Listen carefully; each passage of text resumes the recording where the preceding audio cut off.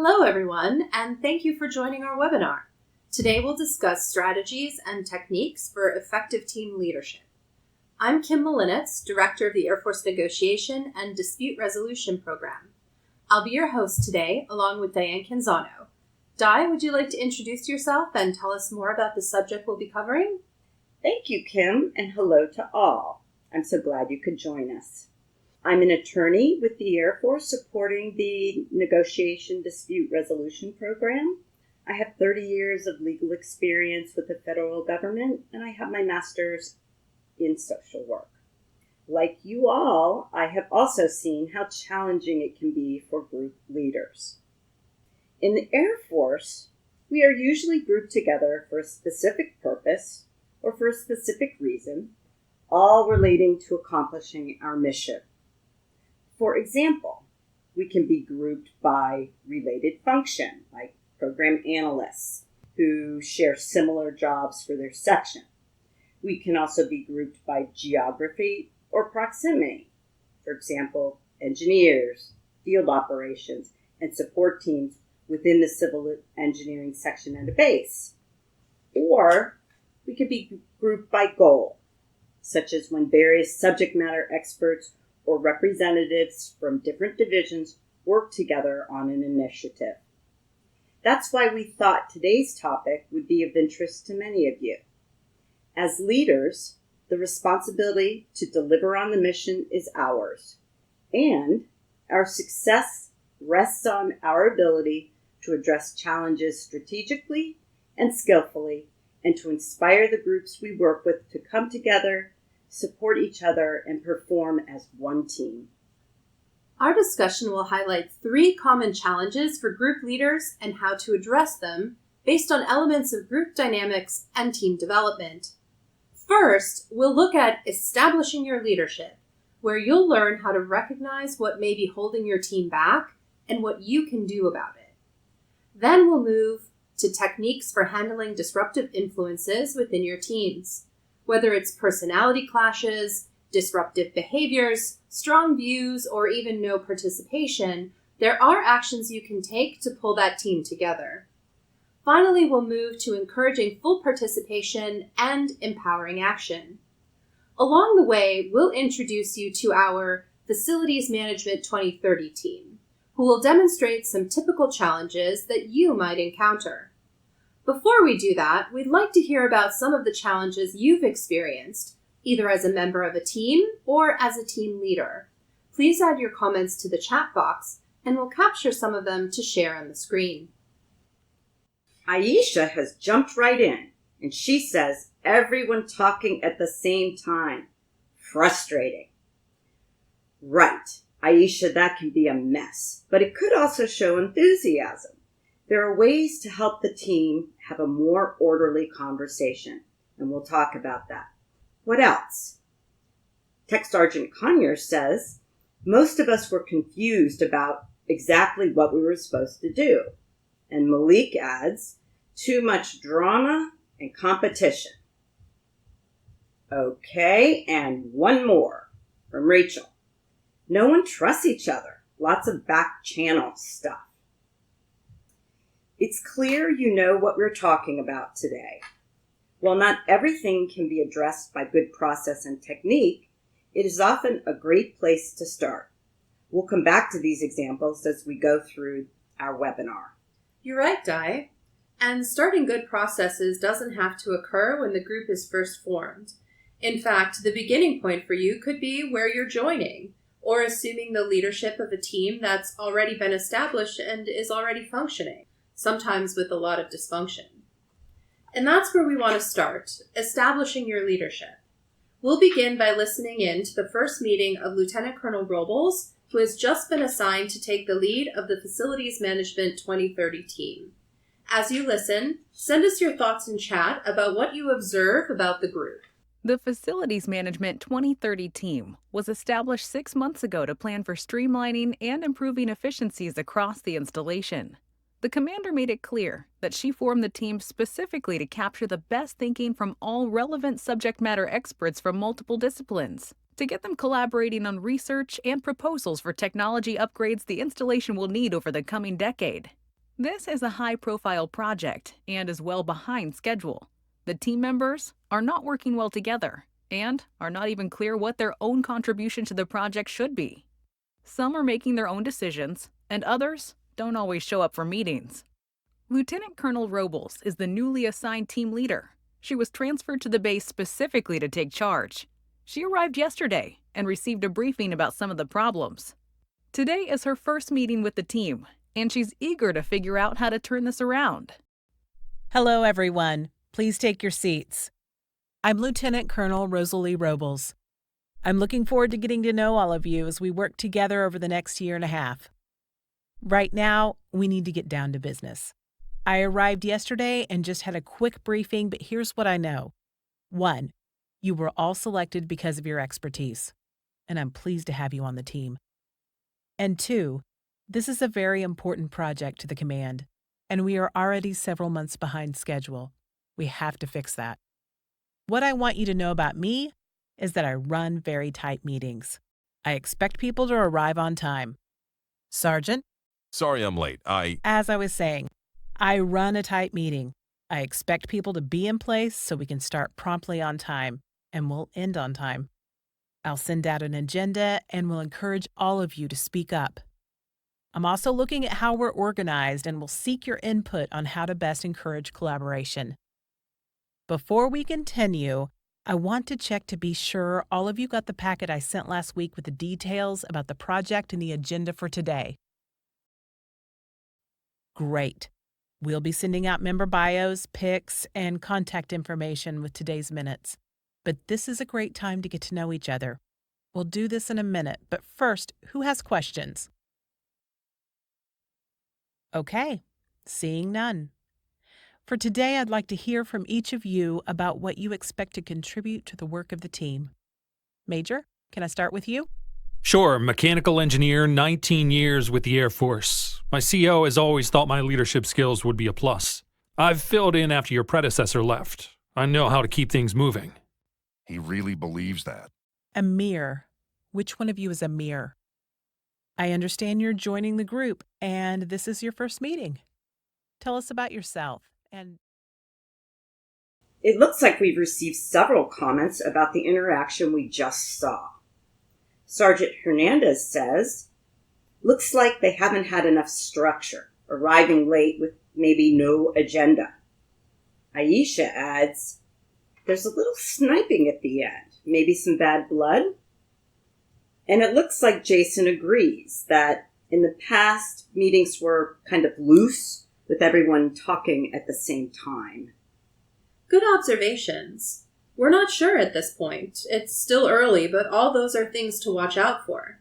But there are 2 things Lieutenant Colonel Robles did to begin to establish her leadership and begin to bring the group together. She asked to hear from everyone about their contributions. This provides her with background, and it also helps everyone else to know more about the expertise and background of the group. This is an important step in trust building. As Lieutenant Colonel Robles continued around the room, she and the others learned more than they had known about a number of things, such as who else is on the team and how they relate to the project, or where they may have overlap or opportunities for collaboration. Sometimes rivalries start because people vie for their territory without stopping to think about how to sort out overlapping interests. She also begins to give shape to the group by offering her expectations like meetings will begin and end on time. They will work from an agenda, and people are encouraged to come prepared and to participate. Kim, as you know, this all aligns with what we'd like to share with the viewers about team dynamics. May I? Of course. One way to acclimate yourself to a team and to establish your leadership is by recognizing what is influencing the effectiveness of the group you are working with. Team development models support the idea that all groups move through different stages on their way to performing as a team. Ideally, they move in an orderly way from one stage to the next. In the real world we live in, they don't always move in a straight line. This chart illustrates what can happen if a group isn't successful in going through the early stages. This may be some of what we were seeing with the Facilities Management 2030 team. For a leader establishing themselves with a group, building trust means, first, helping people understand how they fit within the team, and second, clarifying expectations. What are the norms? What are the rules? We saw the beginning of Lieutenant Colonel Robles addressing trust, helping everyone to understand who is on the team and why. And as Kim said, that exercise can also reveal areas of potential overlap to be sorted out and areas of potential collaboration. The Lieutenant Colonel's expectations also give team members clarity about what they can count on from her, which is another element to trust building. People know what to trust or the rules they need to follow. By the way, Lieutenant Colonel Robles has to follow through on her expectations, or people will then lose trust in the rules. Trust is one of the most important elements of team development, and there are multiple ways that trust matters. For the purposes of establishing leadership, here are the 4 techniques that may help. Number 1, get organized to engage your team members. Introduce yourself. If you have time, consider sending an email in advance of the meeting with your bio and your expectations for the team. And provide information about meeting schedules and logistics, and distribute the agenda if you have it.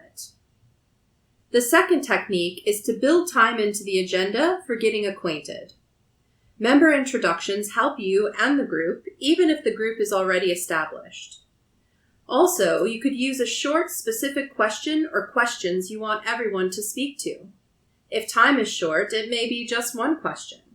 If time permits and team building is your intent, you can add a personal question like, what's the thing you most like to do on your days off? Or use an introduction exercise. The third technique is to establish or recommit to group norms. We saw Lieutenant Colonel Robles start the meeting off by sharing some of her expectations. Beyond clarifying the rules, as the leader, you want to engage the group to build a list of norms and reach consensus on those that are beyond your own expectations. Established groups often are operating on unspoken norms. Some teams skip this process and quickly agree to adopt a set of norms that they've worked from before. Even so, as the new leader, it is worth your time to spend time on norms. Walk through them one by one. Ensure everyone has the same understanding about them. And ask everyone to recommit to abiding by them. These will be a great help in keeping your group working toward a common goal, and especially when the discussions turn tense. The fourth technique to consider relates to keeping members informed and in touch. So consider ways to keep your team connected between meetings or activities. This could be through a variety of actions. Something as simple as sending out meeting minutes and agendas, or perhaps something more complex, such as creating a social media link for group members to share information and updates. Keeping people in touch builds relationships and bonds. It gets you off to a faster start when you next meet. And also, staying connected allows you a way to welcome and orient new members of the team into the group. What we didn't see in the Lieutenant Colonel's first meeting were examples of the other 3 team development elements, namely orientation. Do the members know their mission and why they are there? We also didn't see goal clarification. Are members uniformly clear about the goals and what they mean? And commitment. Do members understand who is doing what? By addressing each of these areas, she can begin to pull the team together. They can find common ground and sort out roles and responsibilities. So let's spend another few minutes talking about each of these. The other 3 elements of team development are foundational to well-functioning teams. Attention to these helps ensure that you and your team are moving in the same direction. Orientation. This is clarity about the mission, purpose, and why they are part of it. It can be worth it to have some discussion about how members understand their mission and then work toward a common understanding. It is also foundational to building trust. If you believe that trust is an issue in your team, you can back up to remind your team members about the mission. Goal clarification. This is clarity about the outcomes you are working toward. Even if your goals have already been articulated by the group under earlier leadership, reviewing them helps you to establish your leadership and pulls the group together. It also invites greater participation by encouraging members to ask questions about the goals, provide suggestions for shaping them, and then, ultimately, committing to them. The last of these elements is commitment. And by this we mean clarity about who is doing what and how they will do it. To clear this element, you'll need the help of your team to identify their own roles, the roles of their colleagues on the team, and their responsibility to support other team members. The team members will also need to anticipate where collaboration will be important.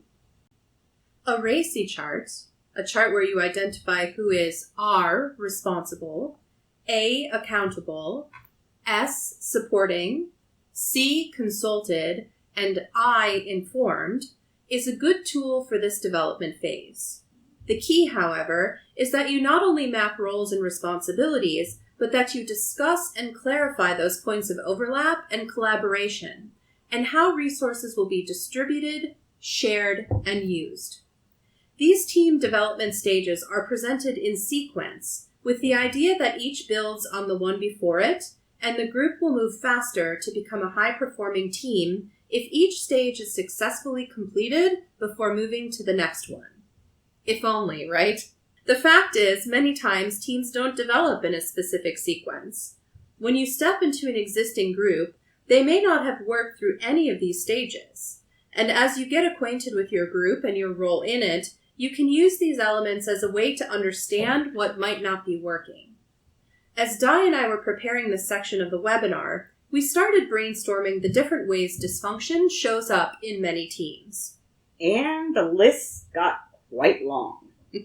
We realized that while attention to elements of team development will better prepare your group and reduce some obvious dysfunction, sometimes you arrive on the scene after the team has developed patterns of dysfunction, and you have to address those already entrenched patterns.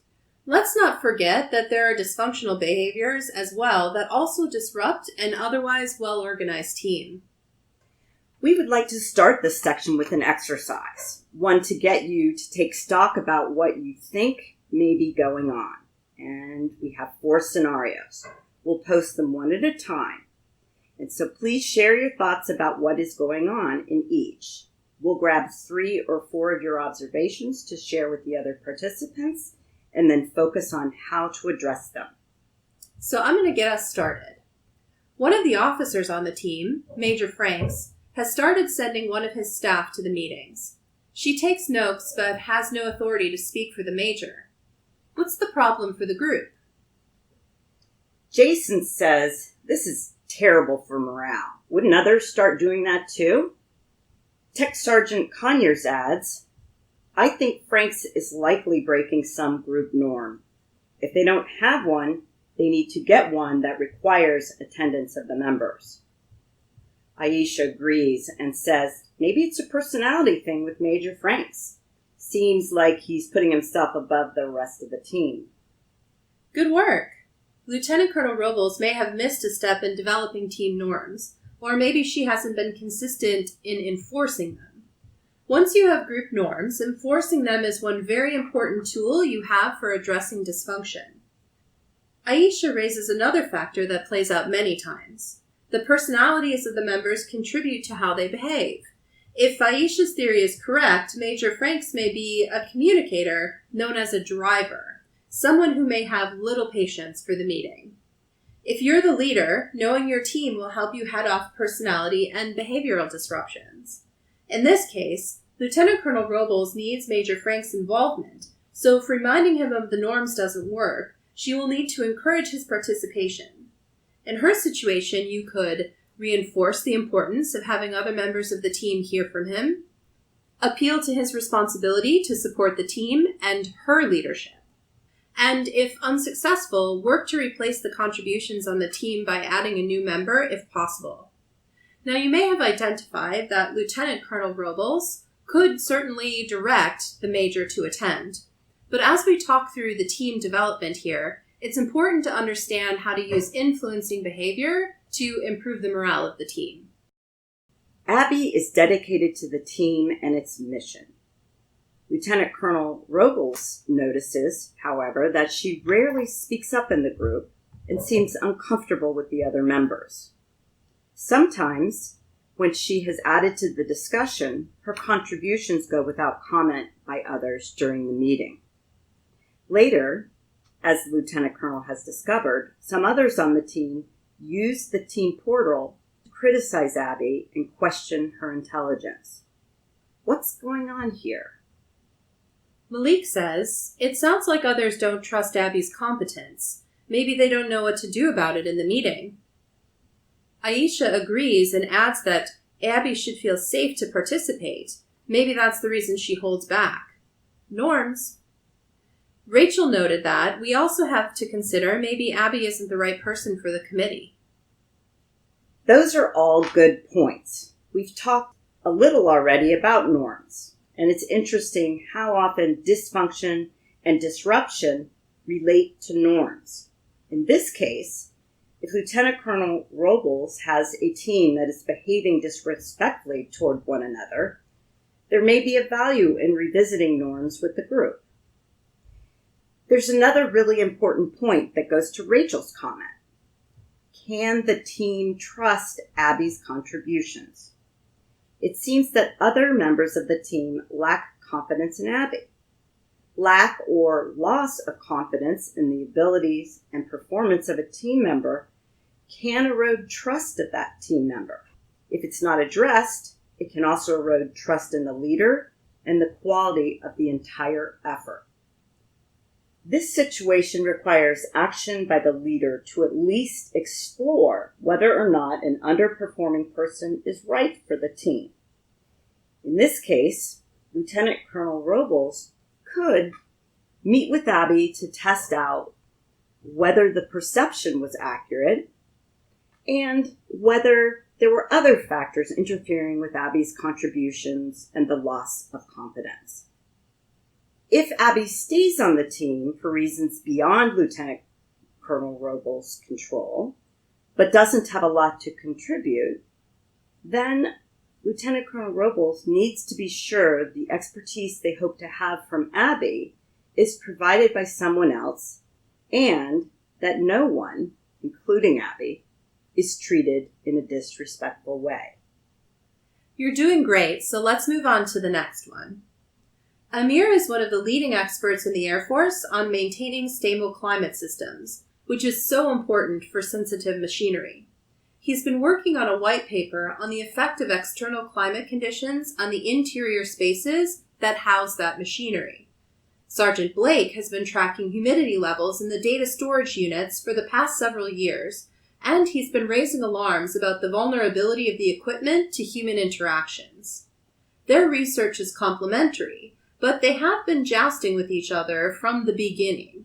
The result is that they have each turned in incomplete analyses, setting the project back. What do you think is going on in this circumstance? Rachel thinks that they've lost focus on the mission. They don't trust each other and now are working at odds with the goals. Major Hernandez wonders whether the team had ever worked through the commitment level to define roles and the responsibility to collaborate. Jason adds that maybe there's a dose of ego in there as well. Malik says, Looks like they need to go back to the drawing board on team development, but what can Lieutenant Colonel Robles do to keep the project on track? You're absolutely right. Each one of the team development elements we have discussed seems to be in question here, starting with whether they've lost sight of the mission. But most immediately, they don't seem to recognize a responsibility to collaborate and really don't seem to trust one another. Ego could also be a part of it, but what we know for sure is that their behavior, whatever is driving it, is disruptive to the team and its work. And as Malik points out, Lieutenant Colonel Robles has an immediate challenge of keeping the project on track. Because the Lieutenant Colonel cannot require Amir and Sergeant Blake to work out their differences, she will be more effective in bringing them together in an informal dialogue or mediation to clarify where they need to collaborate, help them determine how they will work together, and try to secure their commitment to filling this responsibility. She can also use this meeting to remind the two of them of the purpose of the effort, the time frames, and to promote a more collegial dialogue between the two. This situation alerted the Lieutenant Colonel to the fact that even if she believes the team is improving, it appears they could benefit from some time to come together as a team and revisit their purpose, goals, and processes. She may need to set aside time for refocusing the team. In our last scenario, Sal became disruptive and openly hostile during a recent team meeting. His usual style is very assertive and opinionated. He tends to talk over people and is impatient with other points of view. At this meeting, he was dismissive of the work of some of the members and especially insulting to Major Franks. As a result, the discussion shut down. What do you think is going on here? Tech Sergeant Conyers says, no one is going to talk in that kind of environment. Jason wonders if something happened to set him off. Yeah, he's usually pretty hard on people, but it sounds like this went further.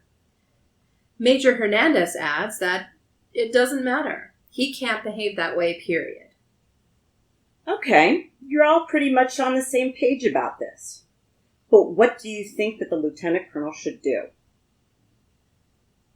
I see here Major Hernandez thinks she has to shut down the meeting and pull Sal aside. Rachel's adding, I don't see how he can stay on the team. While Jason thinks that she needs to talk to Sal, but maybe she should start trying to see what's going on. Really good insights, everyone. It's pretty clear that the Lieutenant Colonel cannot let this continue. She needs to take steps, but she also needs to help the team deal with this kind of violation of civility. This is important not only for the benefit of the team members, but, as Jake has said, maybe there was something going on for Sal that made him unusually explosive. If so, he'll need a way back into the group as well. If you find yourself having to deal with this kind of unexpected disruption, here are a few steps you can take. First, if possible, as tension escalates, remind the team member of the norms. You can also ask them to try restating their issues in a respectful way. They can often self-correct, and your intervention may break the tension and allow that to happen. Second, if the behavior continues or does escalate, as Sal's did, stay calm and call for a break. During the break, talk with the team member to explore whether they believe they can continue in a respectful way and what they need to do to rejoin a respectful discussion. And third, after reconvening, provide time for the group to express their feelings about what has happened and what they need in order to be able to continue the meeting. These are in-the-moment actions you may need, hopefully not very often. But if you have a disruptive or over-assertive member of your team who routinely causes dialogue to break down, then you will need to explore ways to remove them from the team. Thankfully, extreme behavior is not something we have to deal with often. Typically, team member frustrations show up in more subtle ways. There are good facilitation techniques you can use that will encourage productive exchanges. And using these methods will reduce the possibility of frustrations becoming disruptive and improve the team's performance. And we are going to turn to that next. But before we do, I want to do a brief recap of the techniques you just uncovered with your analysis of some of Lieutenant Colonel Robles' challenges. I'll go ahead and start the recap. First, you want to enforce norms. Having norms frames your team's behaviors and is key to establishing a baseline of trust among the team members. Not enforcing them erodes that framework and contributes to group dysfunction. Second, encourage support for the team and leadership. Team members who do not behave within the norms of the group or don't adhere to their commitments undermine the team, the leadership, and the outcomes. As a leader, help them understand how their behavior impacts the team and appeal to their dedication to the mission as a way to build or restore their support. Third, revisit what isn't working. In any team, especially complex and cross-disciplinary groups, it is possible to lose focus on the mission, clarity about who is doing what, and the responsibilities team members have to each other.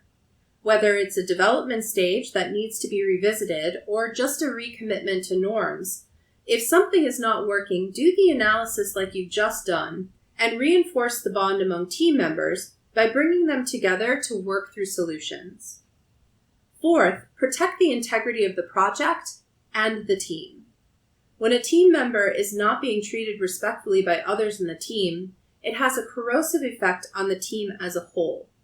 Regardless of the strengths or weaknesses of that team member, the success of your team in meeting the mission is to expect respect for all team members. Fifth, work through conflicting roles and responsibilities. When team members have become more competitive than collaborative, you risk losing focus and time. You can influence a positive outcome by helping team members sort through and commit to their respective assignments and opportunities for collaboration. Sixth, deal calmly but decisively with disruptive behavior. Disruptive behavior most immediately affects your agenda, but can do lasting damage to the cohesiveness of the team. If you've been unable to correct the behavior by enforcing the norms, take a break, meet with the team member to decide if and how they can more effectively return to the meeting, and allow other team members an opportunity to express themselves and contribute to how to get the work back on track. Seventh, keep team members invested in the success of the team. If your team is functioning as you hope they will be, their investment in the success of the team will bring energy and support for the project and your leadership. They will also take more responsibility for self-governing. Keep them up to date and informed, and engage them in problem solving when the team hits rough patches. As we move into the next section, we'll focus on building that investment through the use of good facilitation techniques. The big payoff for you is when everyone on your team is focused on the mission, when they're clear about what they're doing and how they measure progress, and they're committed to the team and its members. This prepares them to raise and talk through complicated ideas and sometimes conflicting points of view. You reinforce your team through how you engage their active participation during your team meetings.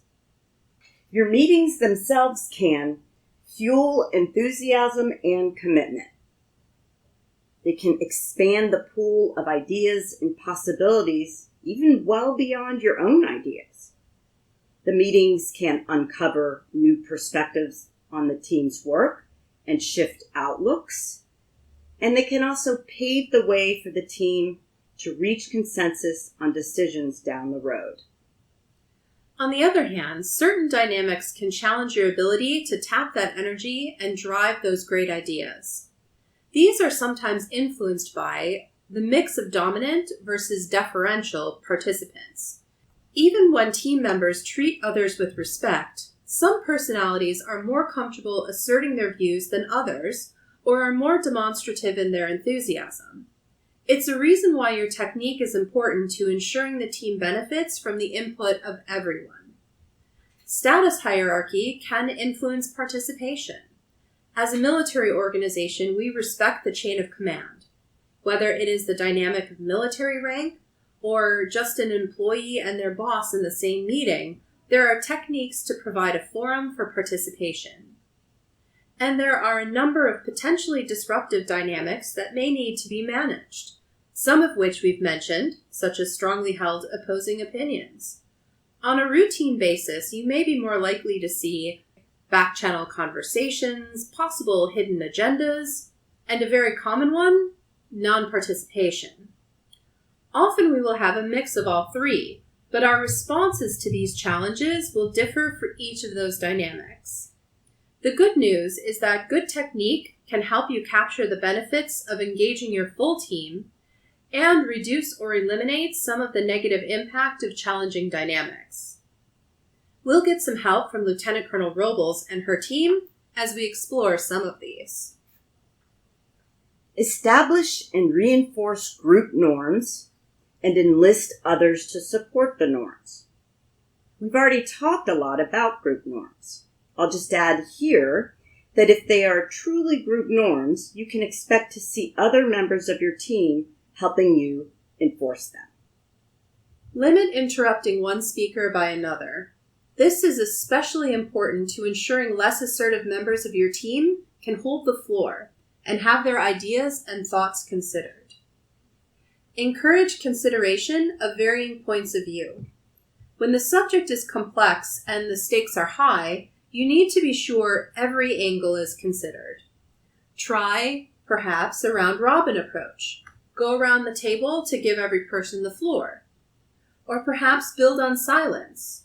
Require 10 to 15 seconds of silence to allow consideration of what has just been said before others offer alternative solutions or challenging feedback. Or perhaps saying what you observe and asking for allies. That's another great approach. When a team member presents a minority point of view, ask for volunteers to consider what about that opinion they agree with. Ask them to share their views with the group and build on or shape the idea. Let's look at how this works with the Facilities Management 2030 team. I'd like to raise something here. Amir outlined an argument for cloud-based storage of our control settings and passwords. Everyone has been pretty quiet in response, though some of you are murmuring among yourselves, which we said we wouldn't do. Thank you, Sergeant, for reinforcing our norms. So let's hear what's going on. Let's think about this idea. I'd like a volunteer who agrees with at least some of Amir's proposal to speak to that. Cloud solutions have to be part of our approach. We need to be sure we all understand what that means so we can establish criteria for how to build that out. Help the group break through logjams. It's natural for a robust discussion on important issues to lead to some strong disagreements among your team members. If, however, these disagreements become entrenched, they can lead to distrust and a breakdown in your team. So try the following to help your team work through disagreements. Ensure first that those differences are over the real problem, rather than the personality or a style difference. Ask more than one person on the team to state the crux of the problem. Then confirm that there is either general agreement and understanding of the problem, or restate the problem based on new information. This may clear away the extraneous difference between members and can refocus their energy on the root problem. And here are some ways to do this. Change the dynamic. If the discussion seems deadlocked, take a break. Ask team members to use the break to consider what they support or disagree with and why. A change of venue and disruption of the dynamic can yield new perspectives and refocused energy. Additionally, you can create common ground. Explore with the team, bringing in other sources of information or expertise that they could all accept. Another way to consider is to create a next best idea. Instruct the group to table all competing ideas and ask them to answer this question. What is the next right idea? This can reveal unseen options and sometimes supports new thinking on existing options. Here's an example from the Lieutenant Colonel's team. I thought we were already in the cloud. I'm not sure I see how your idea, Amir, is going to move us ahead. You've packed the presentation with your own research, and it's skewing our thinking. Thanks a lot. You know this isn't about me. You just haven't been able to get on board with any of the ideas or offer your own. I don't see how we're going to move forward unless you do your homework and read the progress reports before you get here. Wait. I'm confused now. What is it we're talking about? Blake's right. Who can tell me what the issue is we're trying to sort out? We are talking about how we can assure reliability and stability in our system's data management. Yes, and how we can be sure the cloud will provide us with the redundancy we need. We've been at this a while. Let's take a break. Go grab a coffee and a snack and be back here in 15. Prepare to come back with suggestions. Seems to me we have a gap in our deliberations. Let's figure out who we can get in here to help us fully understand what we're talking about. Address bad behavior and get your team back on track. We don't need to spend more time on this at this point, but it is a very important responsibility for leaders in order to make it possible to engage your whole team. And prepare for status hierarchy. Whether it's a matter of military rank or civilian status, know who will be in your meeting and plan appropriately. As often as possible, share the agenda in advance and check in with the most senior participants about how they'd like for you to engage them during the meeting. If others in their chain of command are expected to participate in the discussion, when appropriate, place members of the same unit in different working groups. Our audience has contributed a lot to our discussion. We're going to come back to Lieutenant Colonel Robles' team in a moment and let them draw some conclusions from their experience. But first, we want to answer some of the questions that have come in during the webinar. Please feel free to send us others, and we will post responses to them, if not right now, then as a follow-up. Thanks, Di. Here's our first question. I've just been asked to stand up a new working group, somewhat like the scenario you used. We have our first meeting in a few weeks. How would your recommendations differ for someone with a brand new group? Well, actually, with a brand new group, it gives you a really clean slate to start from the beginning. Focus on who you are as a leader and what you want to bring to the group. And when you have the group assembled, remember our 3 key steps: the orientation phase, identifying goals, and securing commitments. And as you're working through all of that, make sure you work with the team to identify the norms for how that team will behave. If you're able to establish that right from the beginning, you'll be able to set that team off on the right foot, and all that will be left for you to do is enforce the team's rules. Di, you have a good question? Yes. Our next question is, there is a lot of very useful information that you've provided. Some of it requires more skills than I think I have. So do you have any suggestions for how I can get more comfortable with some of the skills? That's a great question. There are a number of resources you can tap by going to our website, www.adr.af.mil, and I'll give you a little bit more detail about that before we sign off. We have a number of other webinars on topics such as intervention, negotiating difficult conversations, and several videos about how mediation works. Beyond that, there are other resources the Air Force provides. I'll just encourage you to go to our website where you can find out quite a lot of options. And there's an opportunity from the website for you to click and send us a question if there's something you need specific help with.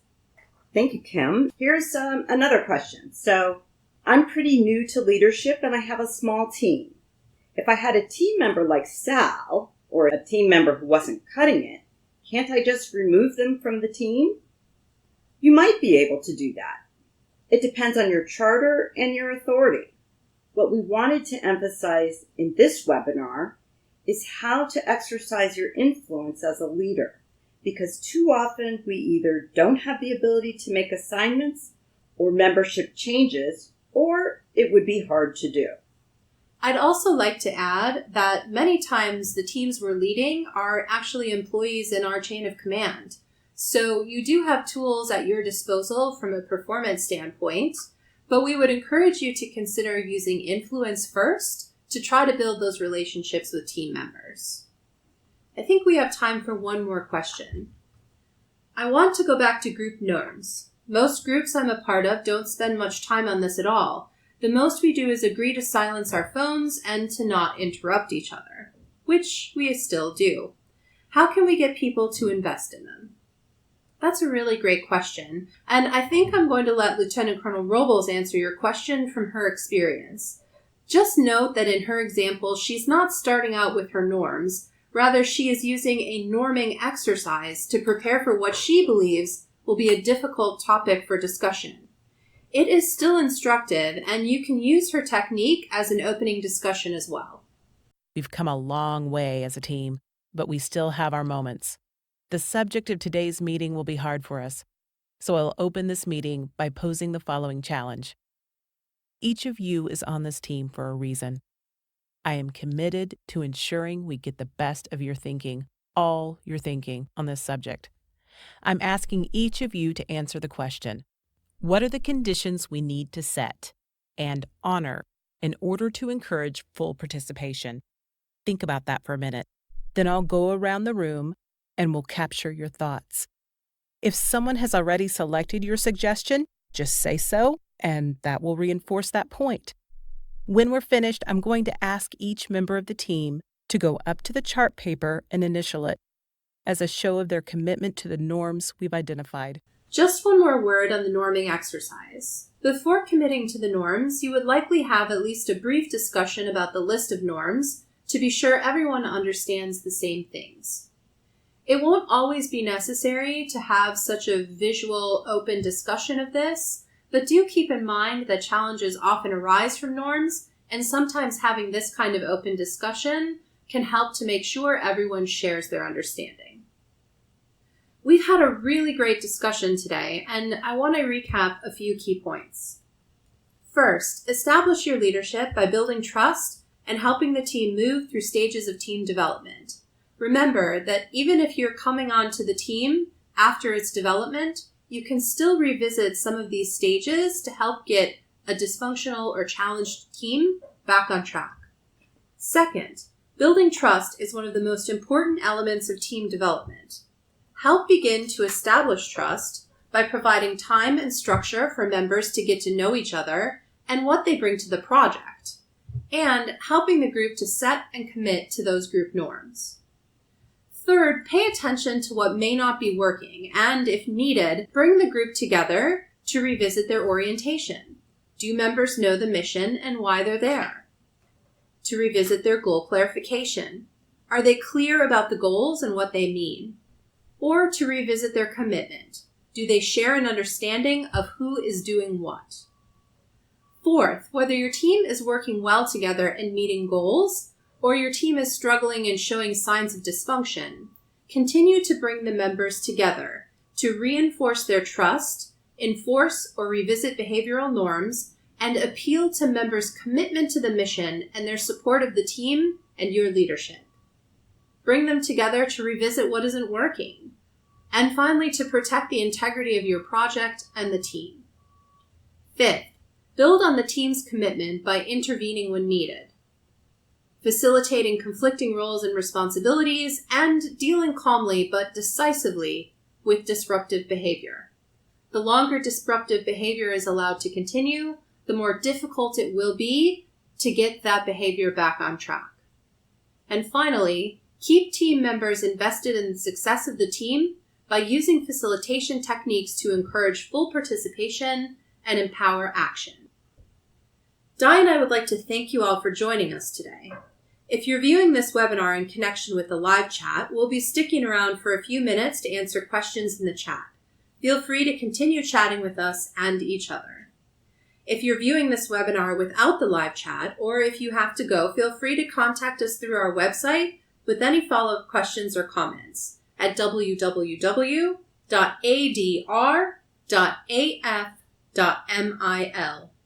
Don't forget to download a copy of the slide deck and the one-page quick reference sheet for what we've covered here today. We'll also be putting a short 5-question feedback poll up for those attending a live session. Please let us know what you thought, and let us know if there are other topics you'd like us to explore in the future. Thanks for watching!